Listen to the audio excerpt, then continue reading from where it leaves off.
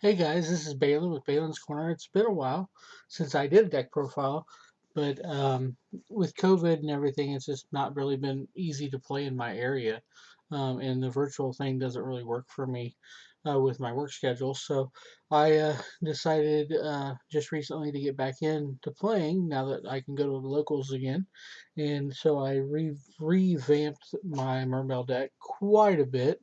I feel like. Especially with the new format and the way some people are playing, and a few newer cards that came out in the last couple of years that have made it a little bit more versatile. But we'll get right into it. So obviously, to start with any Mermail deck or water deck that you're going to have, you've got your Netibus, the Atlantean Prince. It's the star of the deck. Most people would say because it gets all of your extenders going. But recently, I find that another Atlantean kind of is more versatile for the deck because it allows so many different plays, especially for synchro plays, that I can pull off, and that is heavy infantry. Because not only do you have its send it to the grave to pop one. You can use it to go into another card that I really like using, and it really creates a nice board setup at the beginning of the game. It's hard for your opponent to play through. Um, Next, to follow up with Deepsea Diva. So three Prince, three Diva, and two Infantry. I feel like those are kind of the perfect. Now that Diva's at three, you want to play three so you can go right into your Prince, and it gives you that extra draw power for getting to your Prince, so you don't have to use so many spells and things to get into draw power, so you don't brick your hands as quickly on that first turn. And then another good starting card would be Mermail Abyss Pike. It's very situational, but if you are able to play it, it definitely helps um, sometimes get into a new card that I've been playing, Deep Sea Minstrel. Um, I find that's very valuable, especially when it comes to controlling your graveyard and your five card summons to get around Nibiru. Is this card being able to pull it off of a pike, or if you don't have it already in your hand, or if you do have it in your hand, being able to send dragoons to remove that Nibiru out of their hand, and then be able to go into a good um, board without risking getting Nibiru'd is very important. And then I do run the frog engine, so that's kind of my other starter is three frogs. So I've got three swap frog, three deep sea minstrel, one pike, two heavy infantry, three prince, and three deep sea diva. I feel like those are all really good starters, and it seems like no matter which one of those you may have in your hand, you can get a good uh, deck flow going as long as you have at least one other water monster in your hand or a way to get into a water monster, which is ideal for the deck. Then some extenders. Obviously, you've got your dragoons, which is the one of the biggest stars of the deck, and then one megalo. I cut Teus. I felt like I was bricking constantly with Teus. If I had it, only being able to go in, drop the one, I wasn't able to control my graveyard near as much. Um, it does search for a card to bring in my hand, but it's just a Mermail card that comes to your hand. And I've cut the Mermail engine down to just four cards because even though it's a Mermail deck, it does brick if you have more than that. So the one Megalo, which is still, the price pony of the deck, is if you can summon it, there's so many plays you can play off of it, being going to a higher level synchro monster to go into Gaios to just get those double attacks and run over people. So you're always going to play at least one, and it's a great card. The other Mermail card I'm playing, I guess I'm actually only playing three, not four. I cut the other one. Is Gun, just because it can recycle off of Swap Frog or if you off of Pike to get you your Megalo back if you've lost it, and it's a great target for Alacia later on when you get into your um, when you get into your link monsters later on. One mooling, I had considered putting this in the side deck or cutting it at one point, but now that with this build, I can almost always control my graveyard and guarantee 5 cards in the graveyard at the point to summon it. It's become a lot more versatile again. Um, and I'm not having as many trouble summoning it, since I'm pretty much only using Sea Serpent monsters, not really using anything else except for hand traps and the frog engine. So it's a really pretty easy summon now, with that graveyard control. One Lapis Dragon, just because it's a great card to have. Uh, it's very situational and it can do a lot of things for you, even just to simply get itself on the field so you can go into a link monster or a synchro monster so that you can keep that graveyard control, which seems to be the number one point of the deck is graveyard control, making sure that you have your 5 cards in the grave as fast as possible. First turn, second turn, strip their 2 cards. Hopefully, have Minstrel in your hand at the same time so you can banish that third card, even though it's only till the end of the turn, just to build your board without any issues from hand traps or Nibiru or anything like that. Um, and it's just so nice with the graveyard control. And then of course to finish off the frog engine, you need a Rodentonen. I've been to several regionals where a second Rodentonen was needed, simply because people know it and they're going to banish it as soon as they see it hit the grave. But with this build, Toads, even though it's still a very versatile card and it's a very nice card to be able to play and get that Omni Negate out there, it's not as needed as before, because there are other negates we can now play that are going to be just as good, if not better, in some ways. So that's all the water monsters that are, part of the extenders and first starters kind of thing. I do play a couple other water monsters, but more as a hand trap. I play 2 of the Ghost Sister and Dogwood. I find them very, very powerful, because they are a 3-drop and you can search it off a pike. They are a tuner just in case you're desperate for a synchro, but at the same time you can use them to go into your um, a couple of your link monsters. You can use it as it's built as a hand trap. So it is a much more versatile card than I ever felt like before. And with this build, it has really been a great board stop, because if you play it on your opponent, you're either going to gain a lot of life or they're going to just pass the turn because they don't want you to gain a lot of life. And so it can really wreck your opponent's day if you play that card. 2, Joel and Lockbird. I do have a third in my side deck, but I don't really play the third very often because I feel like I brick a lot if I have 3 in the deck. And I only bring it in half 2 situations.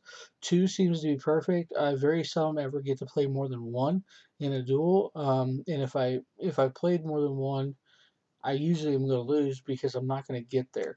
And 1's going to lock down my opponent early enough that I can run over them. And then 3 Ash. I was hesitant for a long time on putting any hand traps into a water deck because it did seem to cause some bricky hands. But now with this build, these hand traps no longer cause me to brick very often at all. And so I can easily slide these in and get some good use out of them, because Ash obviously is one of the best hand traps you can possibly put into your deck. But that's it for the hand traps that are in the main deck. I play, obviously, Best Scale of the Mizuchi off of Megalo. But I also play Cetus, because you do run into Imperial Imperm a lot. You do run into other decks. Like here, I play a lot against a lot of decks that do play some traps. And so having the versatility of either one, depending on the deck I'm playing against, is very powerful. Plus, if you draw one in your starting phase, and then you go into Megalo later, and you're able to put them both on. You're double protected no matter what they try to do. One called by the grave.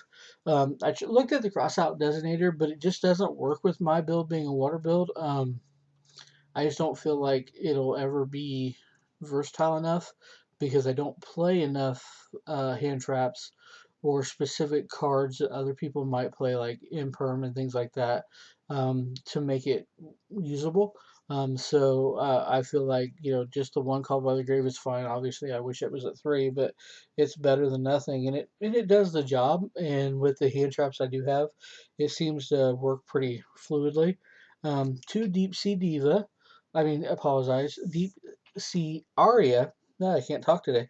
The Deep Sea Aria is just great to go into that starting phase, and I'm going to do a combo video later showing you some of the combos I've come up with using both this card as well as Deepsea Diva to go into some different boards that I ever went into before that give me a little bit more negation power at the beginning of the game, which I like. One more of Greed. I feel like if I every time I play two, I draw them both immediately in the game more often than not, and then I'm stuck. One is perfect. I want to see it at the beginning of the game in the first two turns. If I don't ever really need it or want to see it. So that's really the best time to use it as my first hand. And one seems to work out perfect. Monster Reborn, similar reason to control that graveyard. Make sure that I'm able to use Mooling to its full and be able to get into it easy without any issues. And then a new addition, Harpy's Feather Duster. Buddy of mine, Mike, hooked me up with this. I just never have been able to pull one. And he and it's a very versatile card. It's a great defensive card going up against so many decks like Sky Striker and things like that. Having that removal that's not a monster removal, because we do play such a high monster count in a water deck, is very, very nice. And then I play two Solemn Strikes.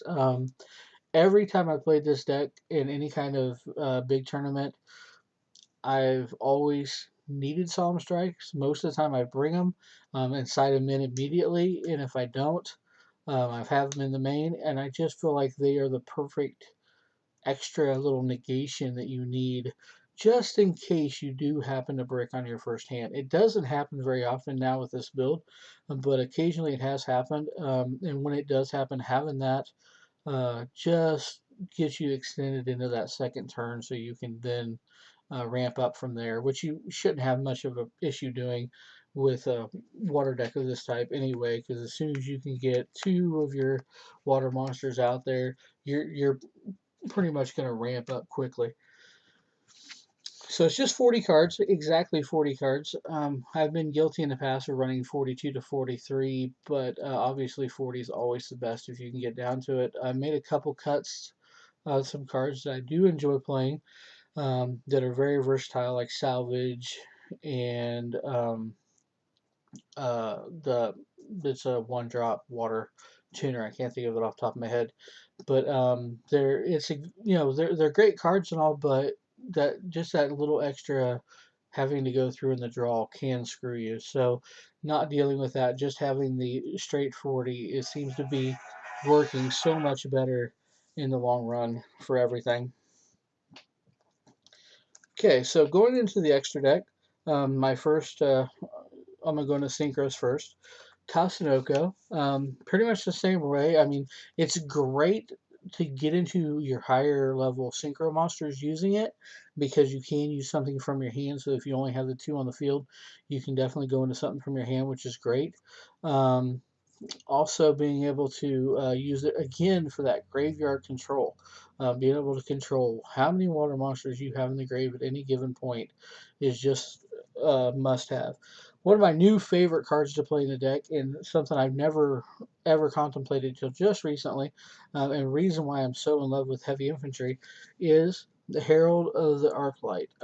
It's so simple to go into with that and Diva. And so usually first turn, I'd say 7 out of 10 games, I can get this on the field. Obviously, you want to do it at such a time that you want to make sure that you're not banishing your own cards, but at the same time, its banishing ability is great, because then your opponent can be in some trouble, because now you play this and you play Mooling. Not only did you send two cards to the grave, but you actually banished them now. And so that can definitely help, especially a lot of these decks that have a lot of graveyard effects.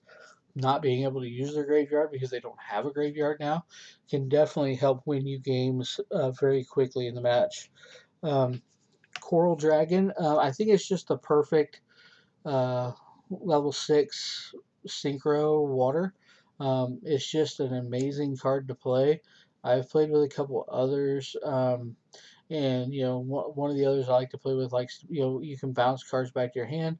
But this card, even though its destruction ability is nice, getting that extra draw off of it is probably the number one reason why I play it. And then Deep Sea Prima Donna.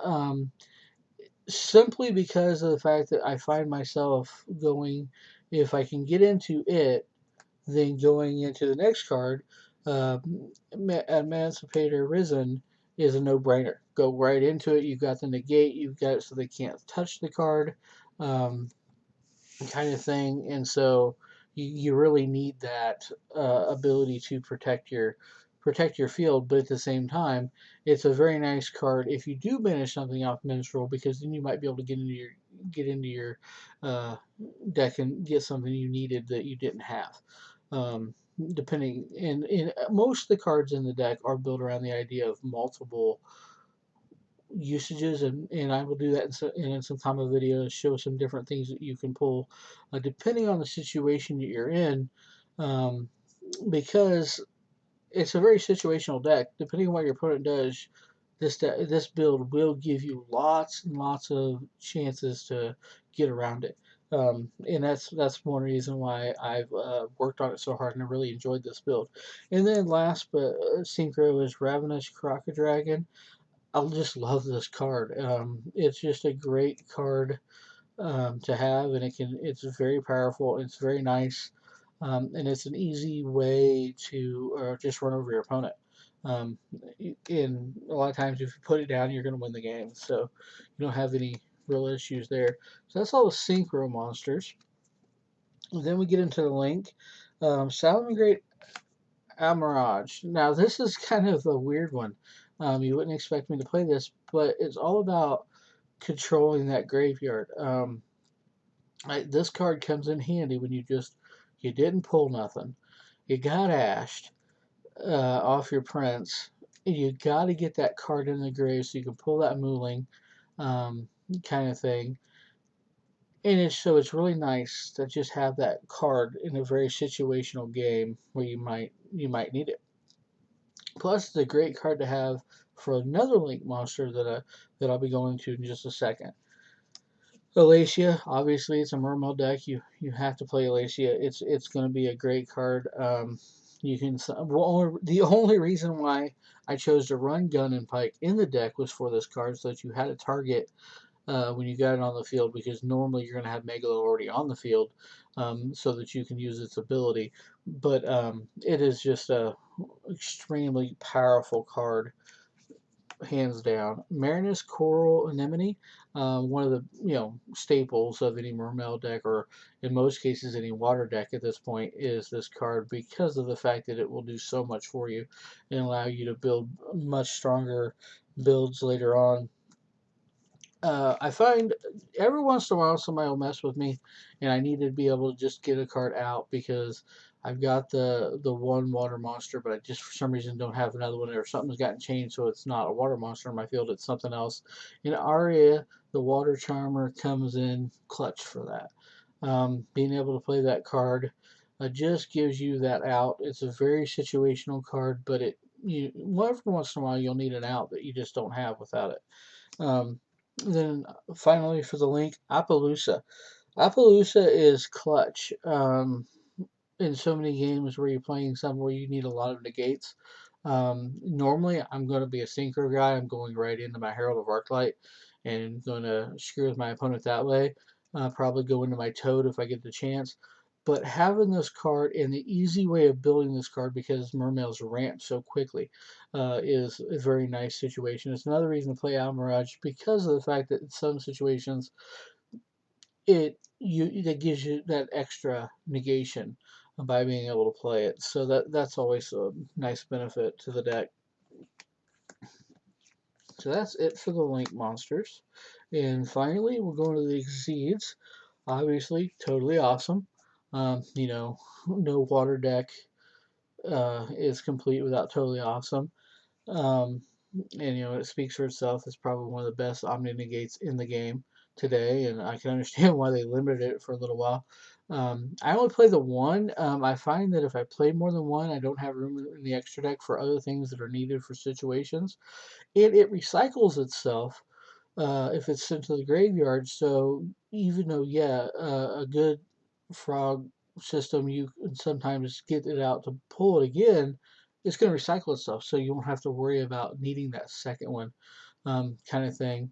And because it is situational and you only get to use one of it per turn, I've never found a reason to have two on the field at one time, because if I get two on the field, it seems like it's a liability because I'm going to lose one of them, because my opponent's just going to pop it on their turn, because I can't use its ability more than once per turn. Next, Abyss Dweller, because there are so many graveyard heavy decks, uh, and it's just going to wreck their day. It's not as easy to build with this build as it would be with some others, and it's the reason why I don't run Bahamut Shark instead of running the Frog engine, um, because it's just with Instant Fusion being at 1, now Cross Sheep just is not as viable, um, uh, a card to play, and so because of it, I just want to run this instead because I can get so much more use out of it. The swap frog engine can come in clutch in other ways because I can use it to go into link monsters and things like that. And so that's just a wonderful card to have. Gaios, because it's Gaios. And you'll think, well, how can you get into Gaios? Well, if you run into a time where you have Megalo on the field and Deepsea Donna on the field, you can go into Gaios. It's not going to play near as much as what you would have played it with Teus, but I feel like this works perfectly because normally I'm going to be in my Synchro Monsters or my Link and not in the Exceeds as much, but it's there just in case I need it and just in case I can play it. And finally, for the same reason, the number 38 Hope Dragon. It is a great card to have. If you've got an opponent with a lot of field wipe and you played Mooling and you can get into your Admananswer, I can't say the word, Risen. If you can get into it Risen, it is a great card to have to get that Mooling off the field in such a way that you don't lose your battle phase on the next turn. It's the only reason I play the card in the extra deck is simply because of the fact that I've run into so many matches where, oh, well, they're going to remove Mooling and now I lose my battle phase next turn, and that could have won me the game. This way, I don't have that problem. And it will always protect you in that way. And you're pretty much getting the same ability out of it that you're getting out of Risen, and so you're not losing anything by going into it. Other than obviously if you use Donna to go in Risen, Risen is then protected. Okay, so that's the main deck and the extra deck. So we'll finish up here by going into the uh, side deck real quick. And like I said before, I play one extra Droll and Lockbird just in case it's absolutely needed. I play 3 Lancia because you need 3 Lancia in today's game. 3 Ghost Bell for those situational battles where I go up against a lot of graveyards, support kind of thing. 2 Gamma Seal because Gamma Seal is just a great card. I ran it in the main deck forever, but because I wanted to cut it down to 40 cards, it got moved to the side deck instead. 1 Marksman, just because I do go up against some decks that do play with some face downs, and it is nice being able to pop those without worrying about uh, how am I going to pop those. 2 Twin Twisters to deal with Sky Striker and other decks similar. Same reason for Anti-Spell Fragrance, 2 of those. And finally, Borolo Dragon. I find that every once in a while having that extra card to switch out instead of Appaloosa is great. When you can't negate, you can't do anything to a card, but I can eat it and then make it my own is just a great card to have. Well, I hope you enjoyed the video. Like I said, I'm going to make some combo videos showing you some different combos to go into, especially for things like the Arclight and things that I would have never done before. I realized how great a card that was. But have a wonderful day, and we'll see you soon.